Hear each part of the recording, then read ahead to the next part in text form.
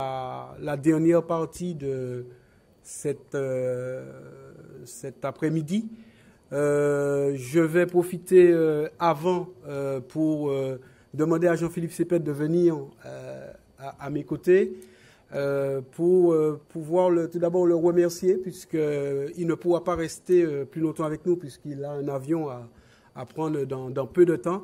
Et je crois que bien il a rempli la mission qui lui avait été assignée. Si avec votre accord, je vous demande de l'applaudir.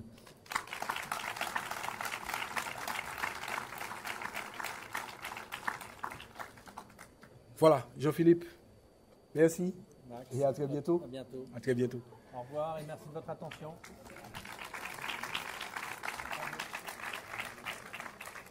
Je vais donc, puisque ça tombe très bien, la suite, puisque nous avons beaucoup parlé de nouveaux financements, de financement.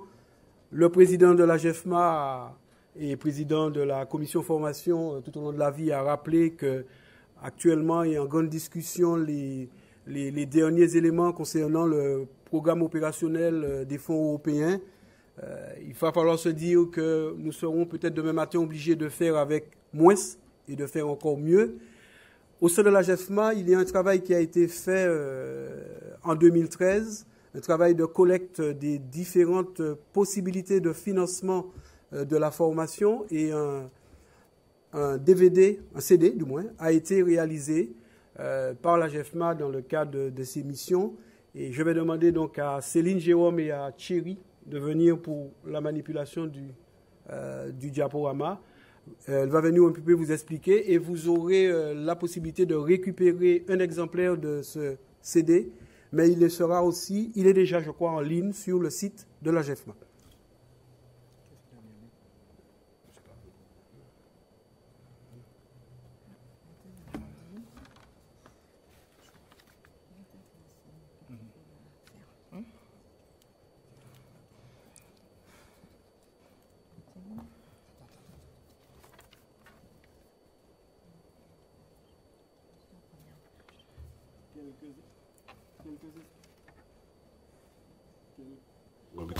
Ah, voilà.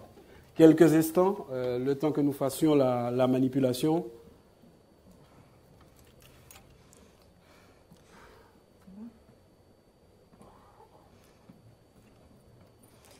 Donc, le Centre ressources illettrisme, il ambitionne depuis plusieurs années de mettre à la disposition des différents acteurs de la lutte contre l'illettrisme des informations fiables et des outils performants.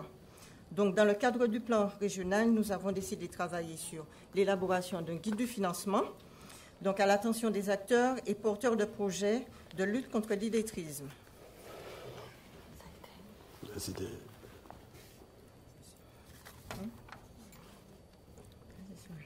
J'ai un projet, comment le financer? À qui faut-il s'adresser? À une fondation, à un mécénat, à un mécène, pardon. Quelles sont mes options? Que faut-il fournir? Quelles aides?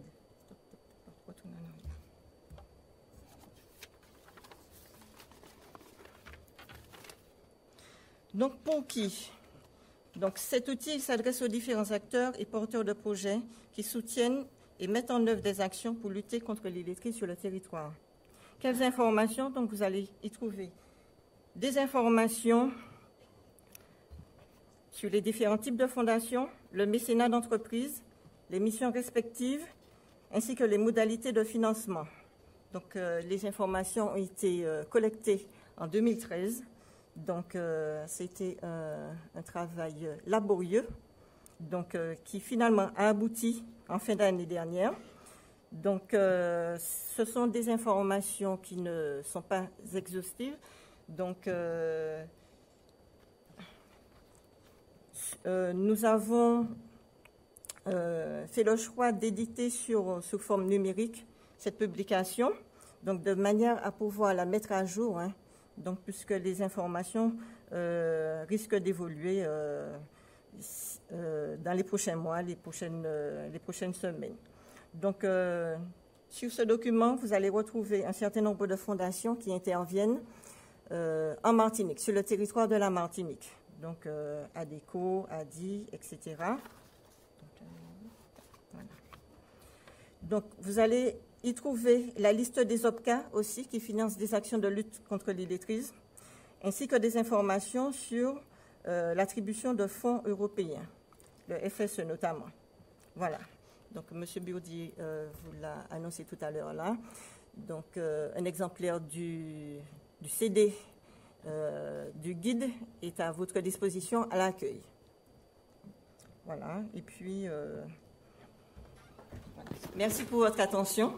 Donc, vous avez des informations pratiques sur le Centre ressources illettristes, dont le numéro vert que je tiens à rappeler à chaque occasion, qui est le 0800 16 15 14, numéro gratuit à partir d'un poste fixe à la disposition de toute personne souhaitant s'informer sur la lutte contre l'illettrisme en matière